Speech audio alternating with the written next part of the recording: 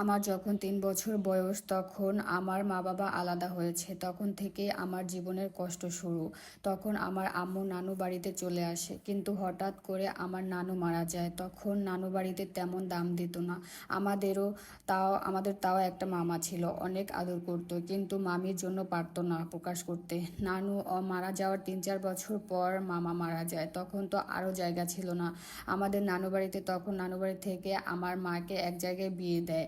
আমার আম্মু অনেক ভালো টেলার্সের কাজ করতো, আম্মু ওইটাই করতো। যার সাথে বিয়ে হয় উনি অনেক ভালো মানুষ। উনি আমাকে বাবার অভাব বুঝতে দেয়নি, অনেক ভালোবেসেছি, এখনো বাসে।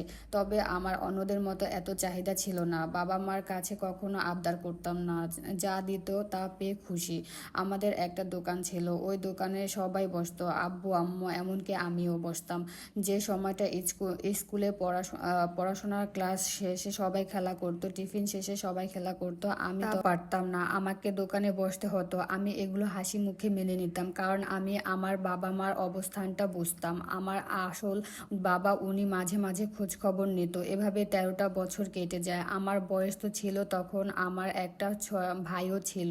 কিন্তু যখন আমার বয়স 13 ছিল তখনই আমার বিয়ে হয়ে যায়, পরিবার থেকে দেয়। আমি যদিও প্রথমে রাজি ছিলাম না, কিন্তু ফ্যামিলির কথা চিন্তা করে রাজি হই। তখন আমি ক্লাস 7-এ পড়ি। ছোট থেকে আমার পড়াশোনা করা অনেক ইচ্ছে ছিল।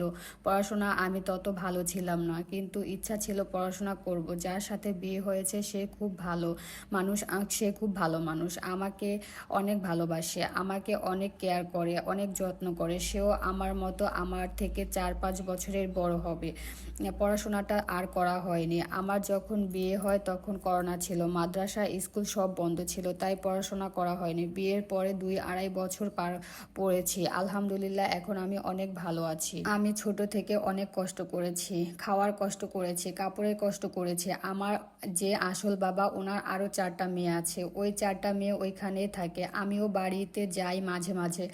আমার গল্পটা বলার একটা উদ্দেশ্য, যত যাই হোক সন্তান হওয়ার পর কেউ ডিভোর্স নিও না। তোমরা হয়তোবা যার যার মতো সেপারেট হয়ে যাবে, কিন্তু সন্তানটা এতিম হয়ে যাবে।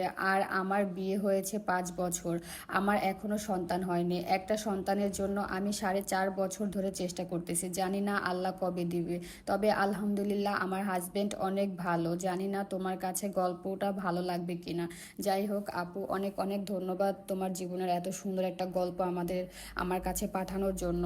আর আশা করি সবার ভালো লাগবে। সবাই যার যার মন্তব্য কমেন্ট করে জানাবেন। আর এই গল্পটা অবশ্যই আমার না, এটা একটা আপু আমাকে পাঠিয়েছে। আপুটার জন্য সবাই দোয়া করবা। আপুটাকে যেন আল্লাহ পাক ভালো রাখে, সুস্থ রাখে, এবং তাকে যেন সুন্দর একটা বাচ্চা দেয়, বা তাকে সুন্দর একটা জীবন দেয়। সবাই তার মনের আশা যেন পূরণ হয়, সেই জন্য দোয়া করবা। আজকের মতো এই পর্যন্তই, দেখা হবে নেক্সট কোনো ভিডিওতে। আল্লাহ হাফেজ।